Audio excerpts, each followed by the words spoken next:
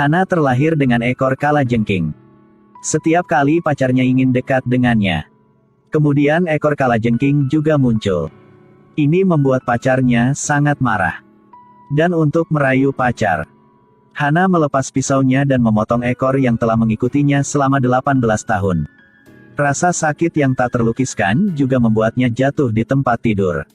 Untungnya, sang ibu mengetahuinya tepat waktu, jadi dia dibawa ke rumah sakit.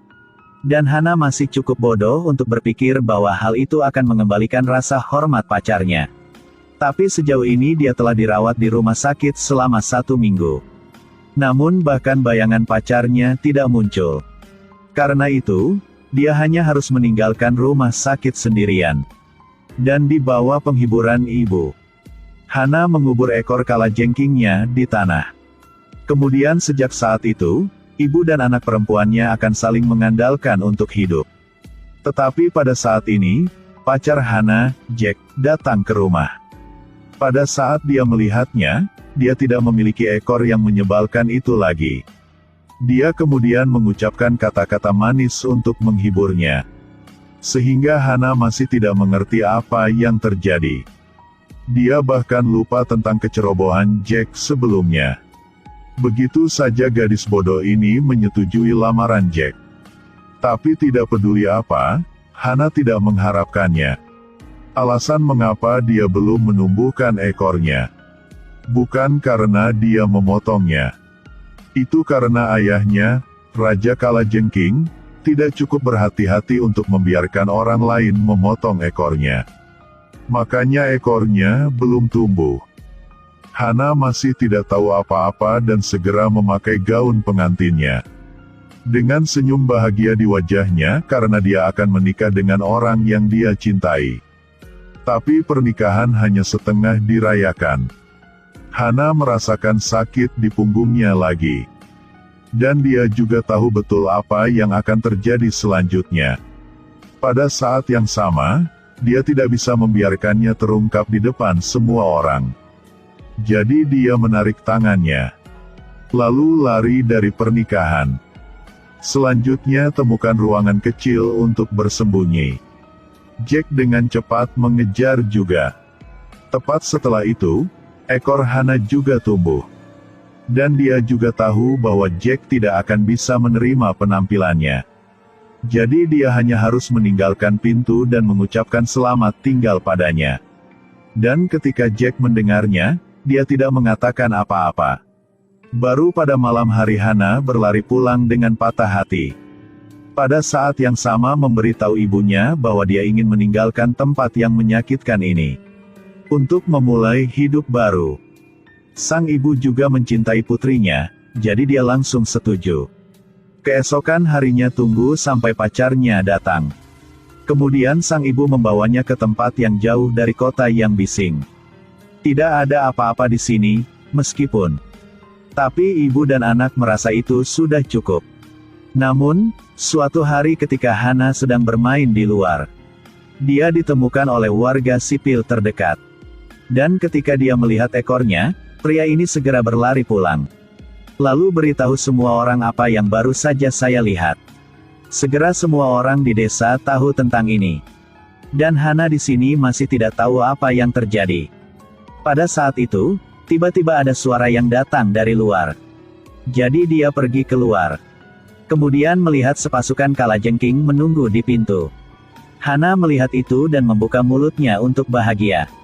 Semua karena kalajengking ini. Setiap kali muncul, tidak ada hal baik yang terjadi. Dimanapun kamu berada, kembalilah ke sana. Melihat kalajengking masih tidak punya niat untuk pergi, Hana mengambil pisau dan menebas dengan liar ke tanah. Sang ibu mendengar suara itu dan bergegas keluar. Lalu memeluk putrinya yang marah. Saat ini, baik ibu dan anak perempuannya masih belum tahu bahwa bahaya sebenarnya masih ada di belakang. Hana setiap kali dia mencoba mencium pacarnya, kemudian ekor kalajengkingnya muncul. Demi tidak ketahuan pergi ke lab untuk penelitian. Hana hanya bisa pindah bersama ibunya ke tempat tinggal lain. Tapi tak disangka, ketika keduanya muncul, kedamaian desa benar-benar hancur. Dan Hana ketika dia melihat dua pria ini dengan niat buruk. Dia segera menggunakan ekornya untuk menjatuhkan mereka. Kemudian dia dengan cepat lari dari tempat ini. Tapi ketika berhadapan dengan senjata biologis, semua usahanya tidak berhasil. Begitu saja, Hana mengalami koma oleh dua orang itu dan dibawa pergi. Tunggu sampai Hana bangun. Baru saat itulah dia mengetahui bahwa dia dianggap sebagai monster. Dan kemudian diekspos di depan penduduk desa seperti sebuah pameran. Ketika orang-orang ini melihat ini, mereka segera mengeluarkan kamera mereka untuk memotretnya. Tidak peduli berapa banyak Hana memohon, mereka tidak peduli. Tapi yang membuatnya semakin putus asa adalah pacar Jack juga ada di kerumunan menonton. Dan setelah menatapnya dengan mata tidak setuju, dia segera menoleh dan kemudian pergi dan tidak pernah kembali. Hana akhirnya melihat wajah asli orang-orang ini. Ini membuatnya sangat marah sehingga dia terus mengutuk. Kalian adalah manusia. Tapi kalian bahkan lebih menakutkan dan lebih jahat daripada iblis. Setelah mengatakan itu, dia menggunakan kekuatan untuk melepaskan diri dari rantai merah yang menahannya. Dan di bawah mata ketakutan orang-orang ini, dia mengalahkan dua orang yang berjaga. Lalu dia berteriak 1 jam. Lalu cepat tinggalkan pameran ini. Tetapi bahkan jika dia melarikan diri, dia tidak akan terbiasa dengan tempat ini. Jadi dia bahkan tidak berlari beberapa langkah ketika dia ditangkap oleh dua orang ini. Karena untuk mencegah Hana kabur lagi, penduduk desa yang jahat menguncinya di dalam sangkar dan mengikatnya dengan rantai. Tapi itu masih belum cukup.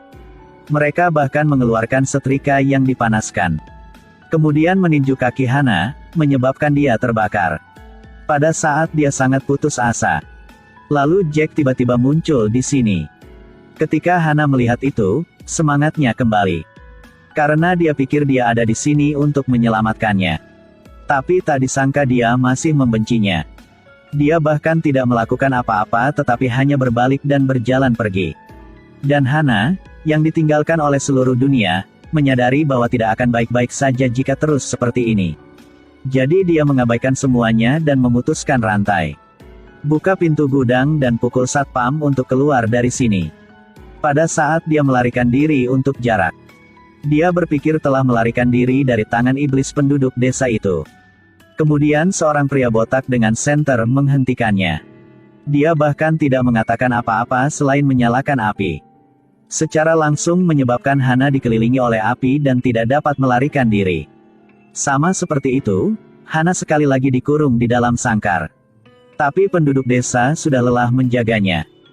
Jadi mereka menjualnya kepada seorang peneliti dengan harga yang sangat tinggi. Melihat itu, Hana sekali lagi menggunakan ekornya untuk memprotes. Oleh karena itu peneliti harus menggunakan serangan psikologis. Kami tidak ingin menyakitimu, kami datang untuk membantumu. Mungkinkah Anda tidak ingin menyingkirkan ekor jelek Anda sepenuhnya? Hanya kami yang dapat membantu Anda mewujudkan impian ini. Setelah 1 episode persuasi, Hana akhirnya menyerah untuk memprotes. Tapi dia sama sekali tidak tahu apa yang menantinya di belakang.